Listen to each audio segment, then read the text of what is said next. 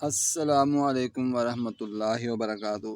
میرے دوستو، آج کی ویڈیو میں ہم بات کریں گے کہ جڑی بوٹیوں کے نقصانات کیا ہیں اور ان سے کیسے بچا جا سکتا ہے۔ اگر آپ نے ابھی تک ہمارے چینل کو سبسکرائب نہیں کیا تو برائے مہربانی ہمارے چینل کو سبسکرائب کر لیجئے، ویڈیو کو لائک کر دیجئے، شیئر کر دیجئے، بیل آئیکن کو ضرور دبائیے۔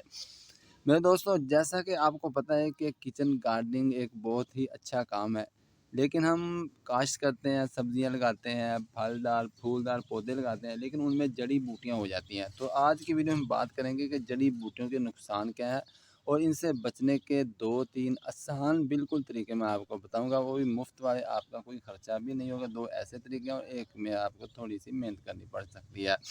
تو آپ کو میں یہ بتاتا چلوں کہ جیسے آپ دیکھ رہے ہیں، یہ میرا پیاز یہاں پہ نظر آ رہا ہے آپ کو، اور یہاں پہ آپ دیکھ رہے ہیں اس کے اندر جڑی بوٹیاں نہ ہونے کے برابر ہے۔ تو اس کے نقصان کیا ہوتے ہیں؟ ایک تو نقصان یہ ہوتا ہے کہ جب آپ جڑی بوٹیوں کو تلف نہیں کرتے تو آپ کی جو اصل فصل ہوتی ہے وہ چھوٹی رہ جاتی ہے اور جڑی بوٹیاں بڑی ہو جاتی ہیں، اور یہ جڑی بوٹیاں جتنی بھی ہوتی ہیں یہ اصل فصل سے زیادہ تیزی کے ساتھ بڑھتی ہیں۔ اور دوسرا نقصان یہ ہوتا ہے کہ یہ روشنی کی مناسب مقدار کو روک لیتی ہیں۔ جب یہ بڑی ہو جاتی ہیں اور اصل فصل چھوٹی رہ جاتی ہے، سبزی ہو، پھلدار ہو یا پھولدار پودے ہوں، تو وہ چھوٹے رہ جاتے ہیں، جس کی وجہ سے یہ اوپر بڑھ جاتی ہیں اور روشنی کی مقدار کم ہو جاتی ہے، جس کی وجہ سے فصل کو نقصان ہوتا ہے۔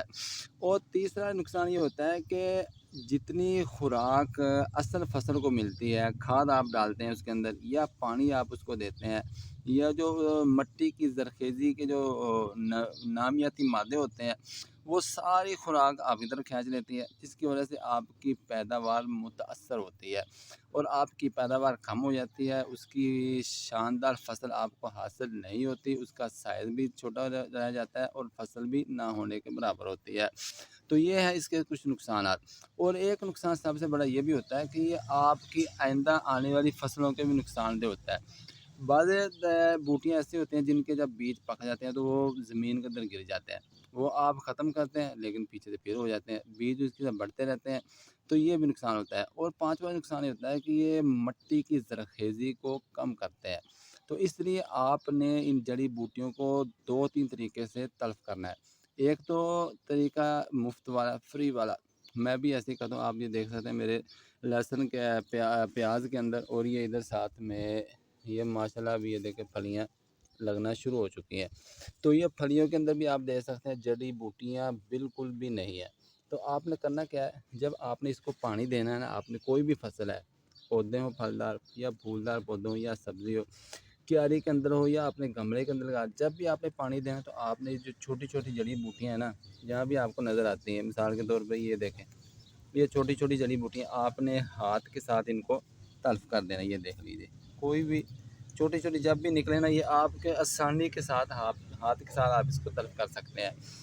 دوسرا طریقہ ہوتا ہے کہ گوڈی کے ذریعے آپ گوڈی کریں، جب بھی رمبی کے ساتھ یا کسی بھی اوزار کے ساتھ آپ گوڈی کرتے ہیں تو گوڈی کے ذریعے بھی آپ جڑی بوٹیوں کو تلف کر سکتے ہیں، ان کو ضائع کر سکتے ہیں۔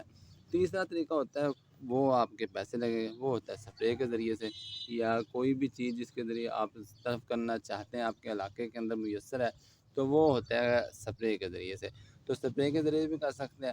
تو لہٰذا جب آپ یہ فصلیں کاشت کرتے ہیں، اپنا شوق پورا کرتے ہیں، تو ان جڑی بوٹیوں کو تلف کرنا بھی ضروری ہے، وگرنہ آپ کا شوق ادھورا رہ جائے گا اور آپ کی جو پوری خوشیاں، مکمل خوشیاں، وہ آپ کو حاصل نہیں ہوگی۔ تو اس لیے جڑی بوٹیوں کا خاتمہ، ان کو تلف کرنا ضروری ہے۔ جو میں نے آپ کو 2-3 طریقے بتا دیے اور اس کے 4-5 نقصان بھی بتا دیے۔ امید ہے آپ کو ویڈیو پسند آئی ہوگی۔ اگر آپ نے ابھی تک چینل کو سبسکرائب نہیں کیا تو چینل کو سبسکرائب بھی کر لیں، ویڈیو کو لائک ضرور مار دیں اور شیئر بھی کر لیں تاکہ دوسرے لوگوں کو بھی فائدہ ہو۔ اللہ حافظ۔